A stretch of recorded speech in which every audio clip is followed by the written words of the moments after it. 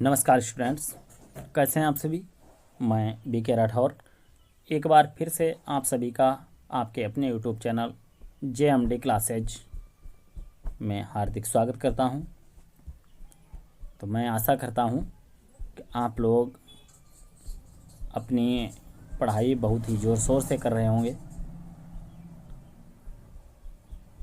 तो आइए जुड़ जाइए हमारे चैनल JMD क्लासेज से, जिससे कि आपकी तैयारी और भी अच्छे से हो सके। जिन बच्चों ने चैनल को सब्सक्राइब नहीं किया है वो चैनल को सब्सक्राइब कर लें और साथ ही बेल आइकन वाला बटन प्रेस करके इसे ऑन कर दें, जिससे हमारे द्वारा प्रोवाइड किया जाने वाला वीडियो पहुंचे आप तक सबसे पहले। तो आइए शुरू करते हैं आज की क्लास।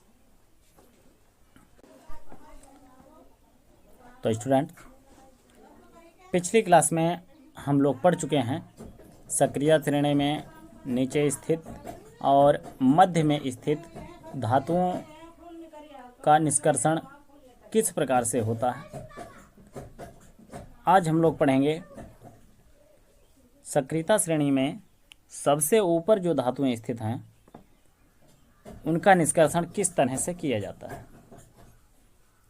तो स्टूडेंट्स, आइए शुरू करते हैं। देखिए, अभिक्रियाशीलता श्रेणी, जिसे हम सक्रियता श्रेणी के नाम से जानते हैं, इसमें सबसे ऊपर स्थित धातुएं बहुत अधिक अभिक्रियाशील होती हैं।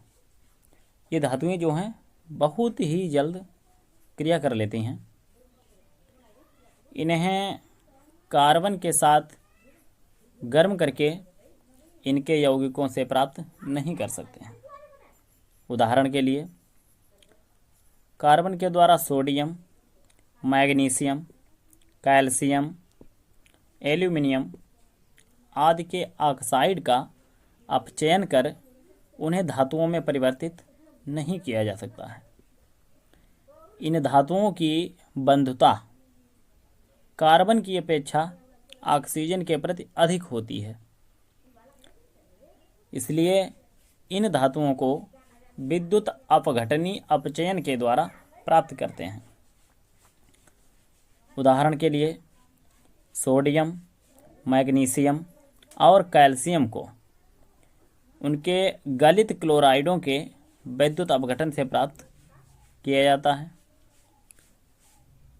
कैथोड किरणें क्या होती हैं? माइनस चार्ज वाले इलेक्ट्रोड। तो कैथोड पर धातुएं निक्षेपित हो जाती हैं तथा एनोड, जो कि प्लस चार्ज वाला होता है, इस पर क्लोरीन की मुक्ति होती है। ये अभिक्रिया कुछ इस तरह से होती है। इसमें सोडियम क्लोराइड की अगर बात करें तो कैथोड पर सोडियम का आप आयन देख रहे हैं और प्लस इलेक्ट्रॉन ये ग्रहण कर रहा है। तो इस तरह से सोडियम धातु जो होती है वो अलग प्राप्त हो जाती है और एनोड पर क्लोरीन के जो आयन हैं ये संयुक्त होकर के क्लोरीन गैस प्रदान करते हैं। इस प्रकार से एल्यूमिनियम ऑक्साइड के विद्युत अपघटनी अपचयन से एल्यूमिनियम को प्राप्त किया जाता है। तो स्टूडेंट, ये तो थी जो सक्रियता श्रेणी में धातुएं ऊपर स्थित हैं, उनका परिष्करण किस तरह से करते हैं। आइए अब हम जानते हैं धातुओं का परिष्करण और किस प्रकार से होता है। आइए। तो स्टूडेंट्स, अभी तक हमने धातुओं का परिष्करण जो भी पढ़ा, तो इससे धातुएं जो होती हैं वो पूर्ण रूप से शुद्ध नहीं हो पाती हैं, बल्कि इनमें कुछ अपद्रव्य मिले रहते हैं। तो इन्हें दूर करने के लिए विद्युत अपघटनी परिष्करण या यूं कहें विद्युत अपघटनी विधि का प्रयोग किया जाता है।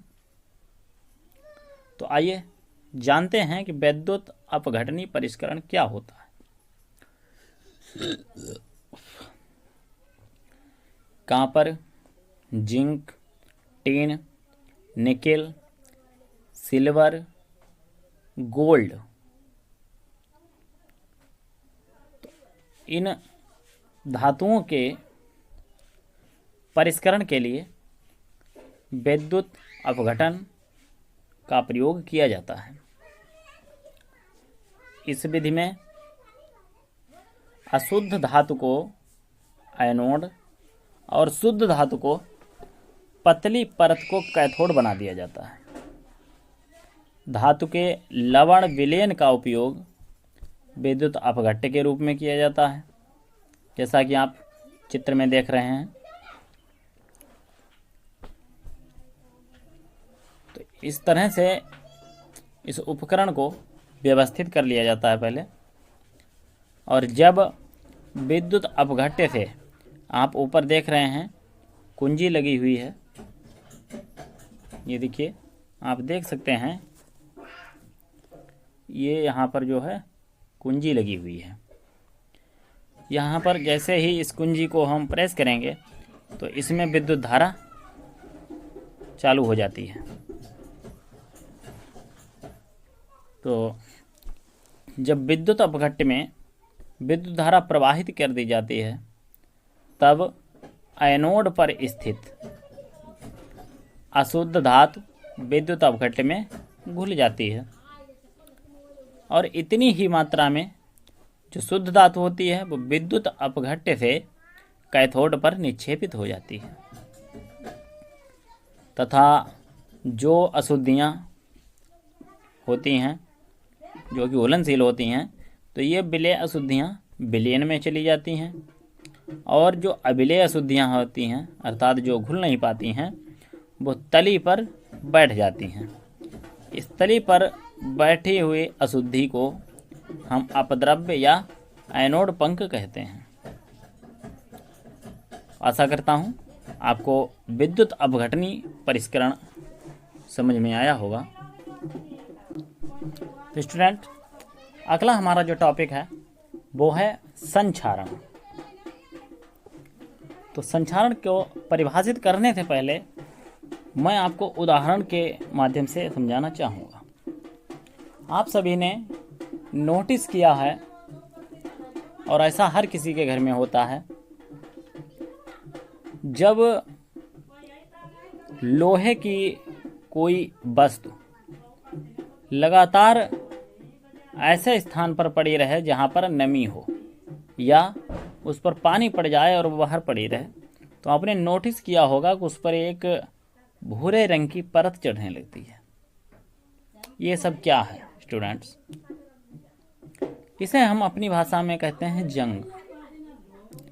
तो वास्तव में यह जो प्रक्रिया है इसी को हम संक्षारण कहते हैं।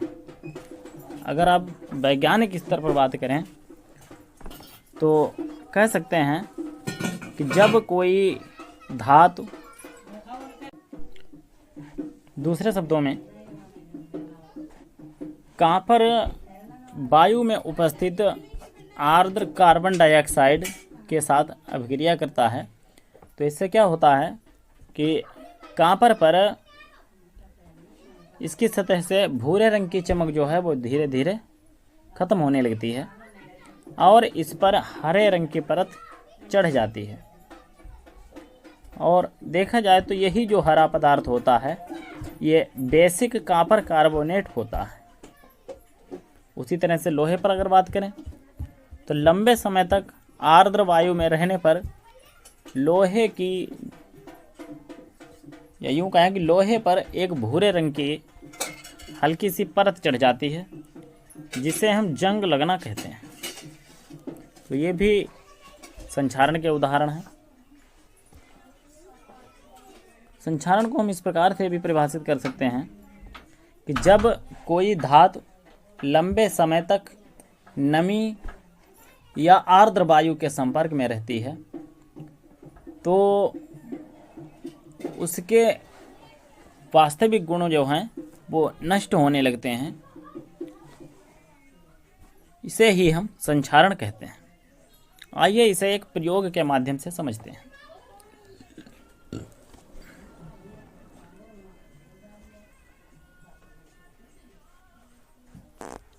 स्टूडेंट्स, चित्र के अनुसार हम 3 परख नली लेंगे, A B C। आप देख सकते हैं 3 परखनलियाँ ली गई हैं। इनमें स्वच्छ लोहे की बनी हुई कीलें डालते हैं, तीनों में अलग अलग डालते हैं। इन परखनलियों को नाम दे देते हैं, एक को ए नाम दे देते हैं, दूसरे को बी नाम दे देते हैं और तीसरे को सी नाम दे देते हैं। जो हमारी पहली परखनली यानी कि परखनली ए है, इसमें थोड़ा सा जल डाल करके उसे कार्क के द्वारा बंद कर देते हैं। इसी तरह से जो बी परखनली है, इसमें उबलता हुआ यानी कि उबला हुआ आसवित जल डाल करके उसमें 1 मिलीलीटर तेल मिला देते हैं और कार्क से बंद कर देते हैं। तेल जल पर तैरने लगता है और वायु को जल में विलीन होने से रोक देता है। इसी प्रकार से परखनली सी में थोड़ा निर्जल कैल्शियम क्लोराइड डाल करके उसे कार्क से बंद कर देते हैं। निर्जल कैल्शियम क्लोराइड वायु की नमी को सोख लेता है। इन परखनलियों को कुछ दिन ऐसे ही छोड़ देते हैं। इसके बाद परीक्षण करने पर पता चलता है कि आपको देखते हैं कि परखनली ए में रखे जो लोहे की कीलें डाली थी हमने परखनली ए में, उन पर जंग लग जाता है, जबकि परखनली बी और सी में रखी कीलों पर जंग नहीं लगता है।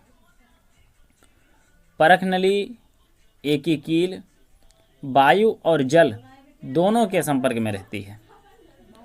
परखनली ए की कील केवल जल के संपर्क में रहती है और परखनली सी की कील शुष्क वायु के संपर्क में रहती है। इससे लोहे की वस्तुओं में जंग लगने की अवस्थाओं के बारे में हम स्पष्ट रूप से कह सकते हैं कि इनमें संक्षारण हुआ है। तो आइए बात करेंगे अब संक्षारण से आखिर सुरक्षा किस तरह से हम प्राप्त करेंगे।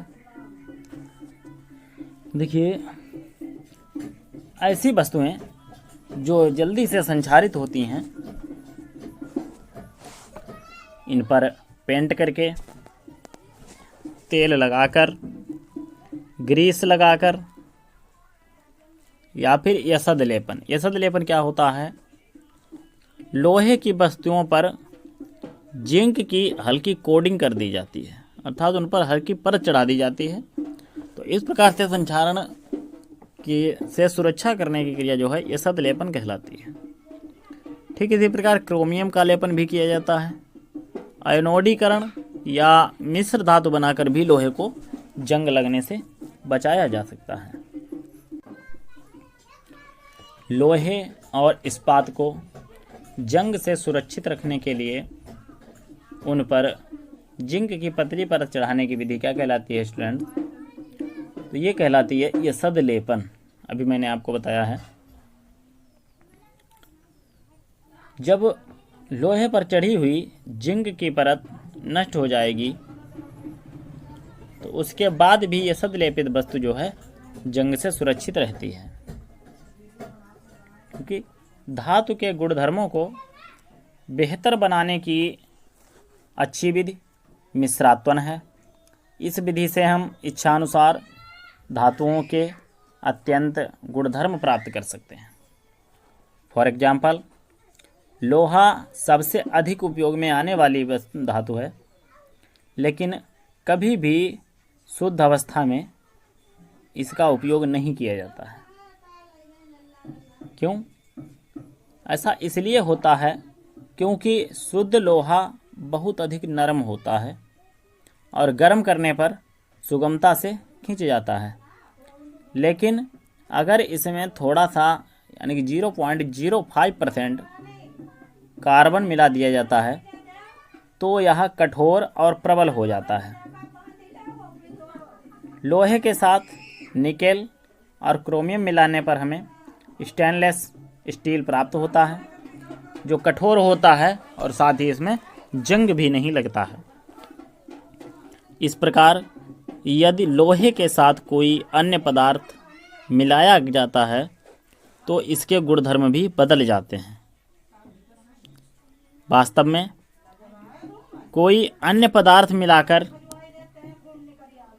किसी भी धातु के गुणधर्म बदले जा सकते हैं। यह पदार्थ धातु या अधातु कुछ भी हो सकता है। अब बात करेंगे मिश्र धातु क्या है। दो या दो से अधिक धातुओं के समांगी मिश्रण को मिश्र धातु कहते हैं।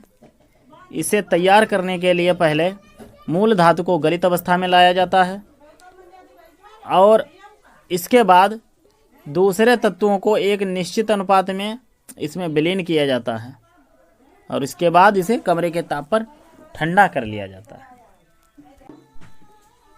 स्टूडेंट्स, बहुत ही इम्पोर्टेंट, जो कि बहुत ही जानकारी के लिए बात है। देखिए, जो सोना शुद्ध होता है 24 कैरेट का होता है। इसे ही 24 कैरेट का सोना कहा जाता है। ये सोना भी जो है काफ़ी नर्म होता है, इसीलिए 24 कैरेट गोल्ड से स्टूडेंट्स आभूषण नहीं बनाए जाते हैं, बल्कि इसे कठोर बनाने के लिए इसमें चांदी या फिर तांबा मिलाया जाता है। भारत में अधिकांशतः आभूषण बनाने के लिए 22 कैरेट गोल्ड का उपयोग होता है। इसका तात्पर्य यह है कि 22 भाग सोना और 2 भाग तांबा या फिर चांदी मिलाया जाता है इसमें। तो स्टूडेंट्स ध्यान रखें, 24 कैरेट गोल्ड से कोई भी आभूषण नहीं बनाया जाता है, बल्कि आभूषण 22 कैरेट, 20 कैरेट और यहाँ तक 18 कैरेट में भी बनाए जाते हैं। अगर कोई एक धातु पारद है तो इस प्रकार की जो मिश्र धातु होगी इसे अमलगम कहते हैं। पारद क्या है स्टूडेंट? पारद का मतलब है जिसमें पारा की मात्रा है। तो शुद्ध धातु की अपेक्षा उसके मिश्र धातु की विद्युत चालकता और गलनांक कम होता है। एग्जाम्पल के लिए, तांबा और जिंक की मिश्र धातु पीतल तथा ताम्र यानी कि कॉपर और टीन की मिश्र धातु कांसा, ये विद्युत के कुचालक होते हैं। लेकिन तांबे का उपयोग विद्युत परिपथ बनाने में किया जाता है। सीसा और टीन, इन दोनों की मिश्र धातु सोल्डर है। इसका गलनांक बहुत कम होता है तथा इसका उपयोग विद्युत तारों को परस्पर वेल्डिंग करने के लिए किया जाता है। स्टूडेंट्स, आपने पिछली क्लासों में इतिहास में पढ़ा होगा कि लोहा बहुत पुराना, जैसे कि दिल्ली में एक लोहा स्तंभ बनाया गया है जो लगभग 1600 साल पहले बनाया गया था। तो उन्होंने जंग से लोहे को बचाने के लिए एक विधि विकसित की थी। इस स्तंभ की जंगता से प्रतिरोधकता का अवलोकन विश्व के बहुत सारे वैज्ञानिक कर चुके हैं। यह स्तंभ कुतुब मीनार के पास ही स्थित है तथा यह लौह स्तंभ 8 मीटर ऊंचा है और इसका भार 6 टन यानी कि लगभग 1000 किलोग्राम है। तो स्टूडेंट्स, यहाँ पर हमारा पाठ 3 धातु एवं अधातु सैद्धांतिक रूप से पूरा हो चुका है। किसी भी एग्ज़ाम के लिए जो बहुत अधिक ज़रूरी होता है वो होते हैं उसके क्वेश्चन आंसर। तो अधिकांश लॉन्ग क्वेश्चन जो हैं आपको करा ही दिए हैं। आइए कुछ महत्वपूर्ण ऑब्जेक्टिव टाइप क्वेश्चन कर लेते हैं, क्योंकि आपके मेन एग्ज़ाम में जो 20 नंबर हैं वो इसी तरह के पूछे जाते हैं। तो आइए इनके बारे में भी चर्चा कर लेते हैं। और स्टूडेंट, इनमें जिस किसी भी क्वेश्चन का आंसर आपको आता है तो कमेंट में ज़रूर बताएं। आइए शुरू करते हैं।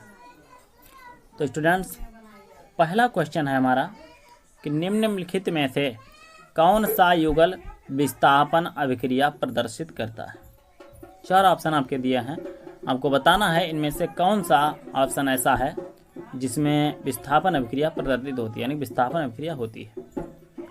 पहला ऑप्शन आपका है NaCl विलयन यानी कि सोडियम क्लोराइड विलयन और कॉपर धातु। दूसरा ऑप्शन है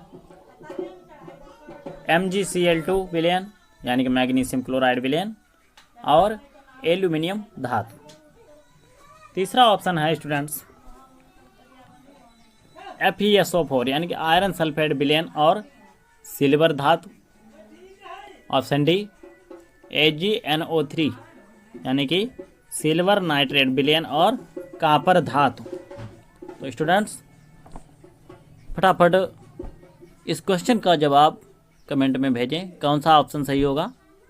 ध्यान रखें कमेंट सभी करेंगे, और जैसे कि अभी आप 1 नंबर का आंसर कमेंट कर रहे हैं तो आपको लिखना है 1 और स्पेस जो भी आप ऑप्शन चूज करते हैं, A, B, C या फिर D। तो फटाफट कमेंट कीजिए, आपका टाइम शुरू होता है।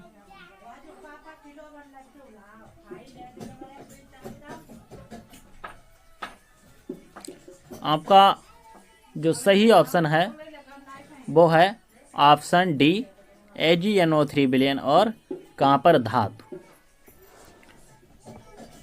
चलिए बढ़ते हैं अगले क्वेश्चन की तरफ। नेक्स्ट क्वेश्चन है लोहे के फ्राइंग पैन को जंग से बचाने के लिए निम्नलिखित में से कौन सी विधि सर्वाधिक उपयुक्त है। तो ऑप्शन बताएंगे। ऑप्शन है आपके नंबर 1 ग्रीज लगाकर, ऑप्शन बी पेंट लगाकर, ऑप्शन सी जिंक की परत चढ़ाकर, या फिर ऑप्शन डी ऊपर के जो 3 ऑप्शन दिए हैं ये तीनों। तो बताइए स्टूडेंट्स कौन सा इसमें आपका आंसर सही होगा। स्टूडेंट्स इस क्वेश्चन का जो सही आंसर है वो है ऑप्शन डी ये सभी, यानी कि ऊपर के सभी। तो स्टूडेंट इसी तरह से हमारे साथ जुड़े रहिए, पढ़ते रहिए और अपना नाम कमेंट में भेजिए। आइए कुछ और क्वेश्चन की बात कर लेते हैं।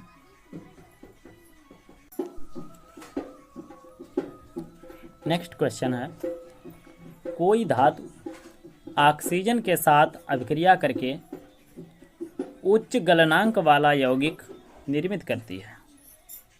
यह यौगिक जल में विलेय है। ये तत्व क्या हो सकता है। आपके ऑप्शन हैं option A calcium, option B carbon, option C silicon और ऑप्शन डी लोहा। फटाफट कमेंट करके बताइए इस क्वेश्चन का सही जवाब कौन सा होगा।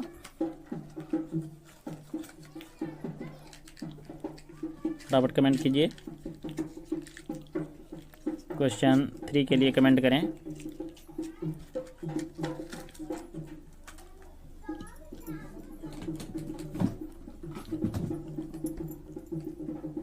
स्टूडेंट्स इस क्वेश्चन का जो सही जवाब है वो है ऑप्शन ए कैल्शियम। आइए बढ़ते हैं अगले क्वेश्चन पर। अगला क्वेश्चन है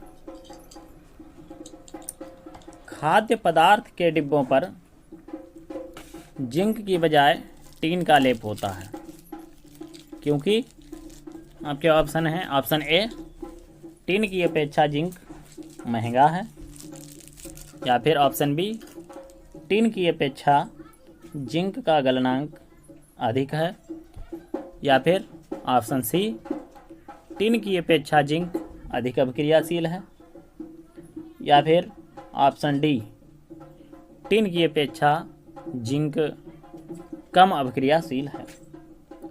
तो इस क्वेश्चन का भी फटाफट आंसर भेजें, आपका टाइम शुरू होता है।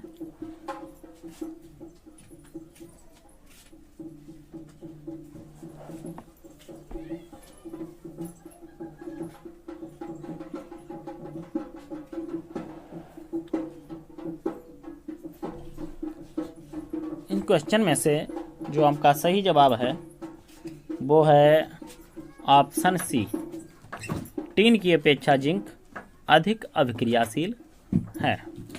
ये आपका बिल्कुल सही जवाब हो जाएगा, ऑप्शन सी, टीन की अपेक्षा जिंक अधिक अभिक्रियाशील है। तो स्टूडेंट्स, आज की क्लास बस यहीं तक।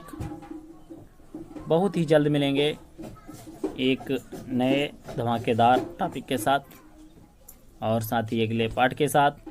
तो आप लोग इनका रिवीजन करें और अधिक से अधिक लोगों तक वीडियो को शेयर करें, जिससे वीडियो अधिक से अधिक लोगों तक पहुंच सके, साथ ही चैनल भी अधिक से अधिक लोगों तक पहुंच सके, जिससे अधिकतम लोगों तक जो हमारा चैनल बनाया गया है स्टूडेंट, इस चैनल का जो मेन उद्देश्य है वो है यूपी बोर्ड एग्ज़ाम 2025 में अधिक से अधिक लोगों को सफलता दिलाना। जैसा कि आप सभी जानते हैं कि हमारा ये चैनल पूरी तरह से फ्री है। इस पर पढ़ाई करने के लिए आपको कोई भी पैसा खर्च नहीं करना है। इसमें अगर आपको खर्च करना है तो वो है आपका बहुमूल्य समय। जितना अधिक समय आप हमारे इस चैनल को देंगे उतनी ही अधिक सफलता आपको प्राप्त होगी। और स्टूडेंट्स, केवल एक सब्जेक्ट ही नहीं बल्कि यूपी बोर्ड के लगभग सभी विषयों की तैयारी जो है हमारे इस चैनल से कराई जाती रहेगी। अगर आप लोगों का साथ रहा तो बहुत ही जल्द विभिन्न प्रकार की प्रतियोगी परीक्षाओं की तैयारी भी हमारा चैनल कराएगा। लेकिन इसके लिए आप सभी अपना साथ दीजिए और अधिक से अधिक लोगों तक इस चैनल को पहुंचाइए। तो बस आज की क्लास यहीं तक। धन्यवाद।